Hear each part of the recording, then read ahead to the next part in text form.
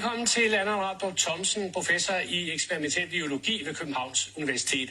Allan Randrup, en ting er, at vi almindelige mennesker troede, at nu var den hellige grav velforvaret, og vaccinen var kommet, alt ville blive godt. Men hvad med dig? Er du forundret, er du skuffet over, at vaccinerne ikke ser ud til at være helt så effektive, som vi alle sammen, eller som vi almindelige mennesker troede dengang? Nej, altså jeg vil sige overordnet set, så fik vi nok som eksperter ikke kommunikeret klart nok ud, at vaccinerne var primært rettet mod at forhindre alvorlig sygdom hos den enkelte, og ikke i så høj grad mod smitte. Så det er nok noget, som vi må tage på vores kappe. For vi vidste jo godt, vi ved, at det er svært at få langvarig immunitet mod infektioner, der primært udbredes og udfolder sig på vores slimhinder.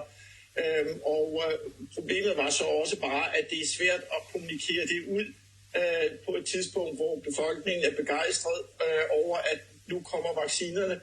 Så får man forskellige prædikater på sig, og det gør selvfølgelig, at det ikke var så, attraktivt at gå ud og sige, men hold nu lige, klap lige hestene. Så på den måde er vi kommet lidt ind i et dilemma, hvor det kan se ud som om, de bliver oversolgt, men i virkeligheden opfylder de deres mål, som det oprindeligt var. Og vi vidste godt, at det her problem ville opstå. Hvor hurtigt det ville opstå, var vi ikke klar over, men at det ville opstå, var vi altså forberedt på.